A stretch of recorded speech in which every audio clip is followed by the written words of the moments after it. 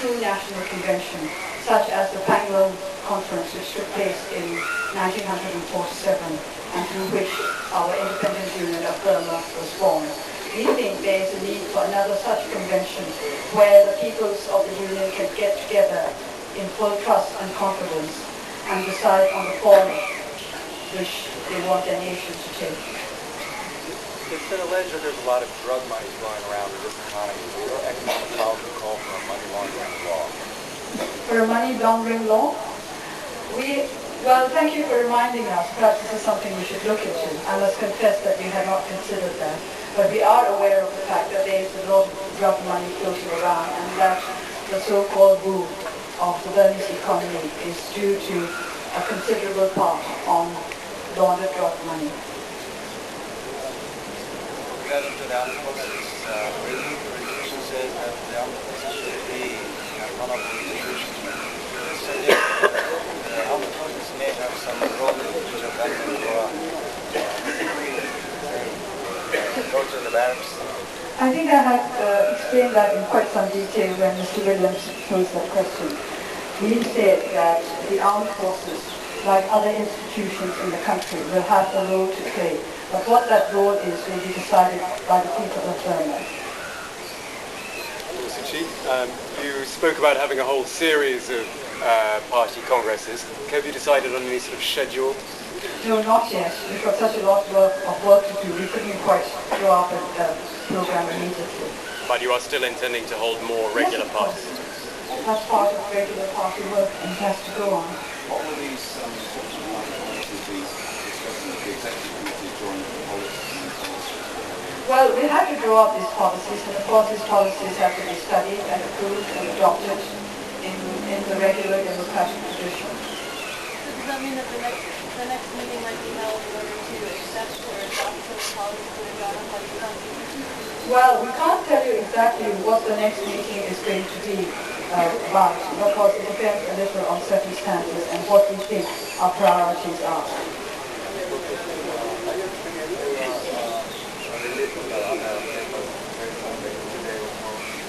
I don't know. Perhaps if I say that they won't be released for a long time, Slope will release them all very quickly just to prove me wrong. In July, there will be the first anniversary of your release from house arrest. Do you plan something for that? We haven't thought of it.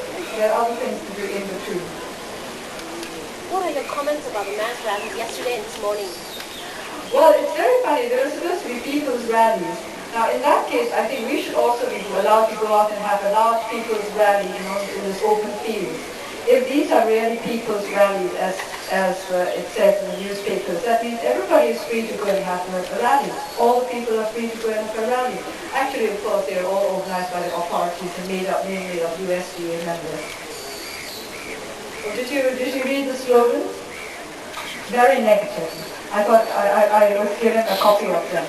They make you think that they are surrounded by enemies. It says, those who create disturbances are our enemies. Those who want to destroy law and order are our enemies. Those who want to obstruct the progress, I suppose, the progress of the nation are our enemies. Those who let themselves be used by foreigners, I suppose, are our enemies. Those who interfere in our internal affairs, we shall destroy. So it's all about enemies and destruction, very negative, and absolutely awash with hatred and vindictiveness. Not nice. You said that the only way to make progress is to open dialogue with the government. If they simply don't talk with you, how are you going to keep your movement alive? How are you going to keep people's aspirations alive? The people's aspirations are kept alive not by our call for dialogue, but by the fact that they know that unless there is change, they will never be happy in this country. The people know what they are suffering from, and they know that for their sufferings to stop, there has to be change. And that's what keeps their aspirations alive, not our call for dialogue. Our dialogue, we call for dialogue because we know that the best way to bring about the changes that the people want is through dialogue. In some way, us being here have been your guarantors. Are you worried that when we all go, they might move against you or other delegates? Not at all. You haven't been around for 8 years, and we've kept going for 8 years. Although we appreciate your presence very much, especially if you bring us cakes and pastries as you did yesterday. How can there be change when they've got the guns, but you have the courage and the spirit only to fight against it? That's exactly why there will be change, because all they've got is guns.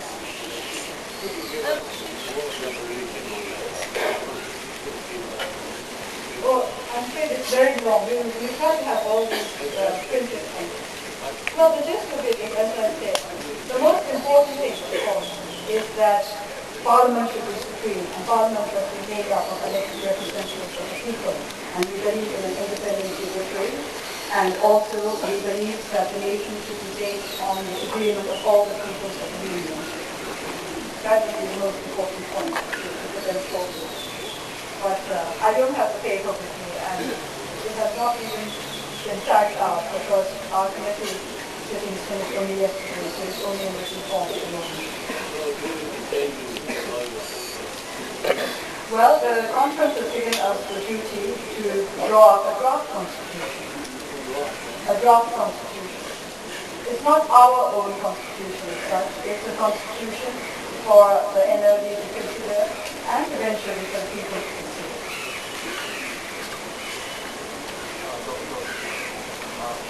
Do you have a plan to have more than another meeting for the members? Executive members. We have EC meetings all the time. Oh, elected members. Well, as soon as they come out. Perhaps I should put up a notice outside the various detention centers. Come straight to 5456 University Avenue.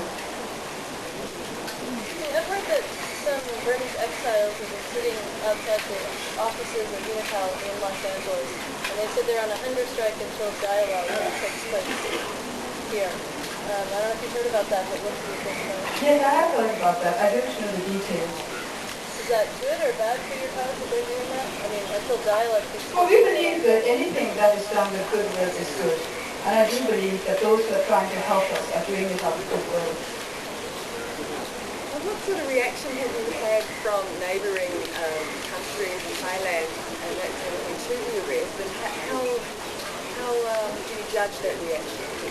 Well, in general, ASEAN countries have always taken the view that constructive engagement is the best way to bring about change. And I would like to remind them that change is the key word.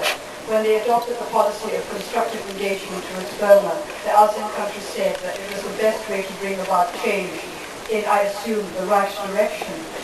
And I think it is now time to admit that change in the right direction has not taken place. Of all the ASEAN countries, I think Thailand did make some sort of remark about concern with regard to the present situation in Burma. Is that encouraging to you to have that sort of comment coming from the Thai Foreign Ministry? Yes, of course. We think it would be very good if our Asian neighbors acknowledge that the restoration of democracy in Burma would be good for the whole region. We believe that justice anywhere is a threat to justice everywhere. And as long as there is justice and instability in Burma, then it will constitute a threat to justice and stability within the whole region. Do you see it perhaps as the start of a trend that they are starting to think like that? Let's hope it's the start of a trend. I can't say. Are there any more questions?